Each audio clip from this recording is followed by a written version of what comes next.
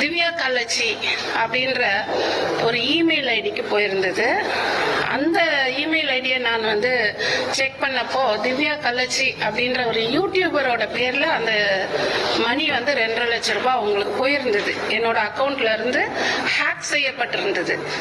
இது விஷயமா நான் அந்த பர்சனை பத்தி யூடியூப் சேனல் நடத்தி வரும் சித்ரா அவர்களுடைய யூடியூப் சேனல் ஒரு சில நாளுக்கு முன்னாடி ஹேக் ஆகி அதில் இருக்க அமௌண்ட்டு கிட்டத்தட்ட 2.5 லட்சம் ரூபாய் திருடப்பட்டு அது திவ்யா கள்ளச்சி அப்படிங்கிற ஒரு இமெயில் மூலமாக சென்ட் ஆகுது. ஸோ அது யார் அந்த இமெயிலை நடத்தி வர்றா அப்படின்னு சொல்லிட்டு இவங்க செக் பண்ணும்போது யூடியூபர் ஆகிருக்க திவ்யா கள்ளச்சி நடத்தி வர்றதாக இவங்களுக்கு தெரிய வருது. ஸோ இவங்க என்ன பண்ணுறாங்கன்னா இவங்களை பற்றி விசாரிக்க அவங்களோட சொந்த ஊருக்கு திவ்யா கள்ளச்சியோட சொந்த ஊருக்கு இவங்க போயிட்டு ஸ்ட்ரைட்டாக போயிட்டு விசாரிக்கும் போது பல திடுக்கிடும் சம்பவம்லாம் வெளியே வருது. அது என்னென்னு பார்த்தீங்கன்னா சின்ன சின்ன குழந்தைங்க இருக்காங்களோ அவங்களெல்லாம் ஒரு பணக்காரரான அவங்களுக்கு ஓரின சேர்க்கைக்கு சென்ட் பண்ணி காசு பார்க்குற ஒரு கும்பலாக இவங்க பலம் வர்றாங்க. ஸோ அதில் இருக்க சின்ன குழந்தைங்க கம்ப்ளைண்ட் பண்ணுறாங்க இந்த சித்ரா அவங்கக்கிட்ட. ஸோ இவங்க போலீஸ்கிட்ட கம்ப்ளைண்ட் பண்ணி அது ஒரு பெரிய சம்பவமாக நடந்துகிட்ருக்கு. ஓகேங்களா. ஸோ இந்த மாதிரி ஒரு பெரிய ஒரு சம்பவம் தான் அந்த திவ்யா கள்ளச்சியும் அவங்கள சேர்ந்த அந்த திருச்சி சாதனை இருக்காங்களா அவங்களும் நடத்தி வர்றாங்க. ஸோ இந்த சம்பவம் சோசியல் மீடியாவில் ஒரு பெரும் ஒரு பேச்சு பொருளாக நடந்துகிட்ருக்கு. ஸோ அதுதான் நீங்கள் இப்போ பார்த்துட்ருக்கீங்க.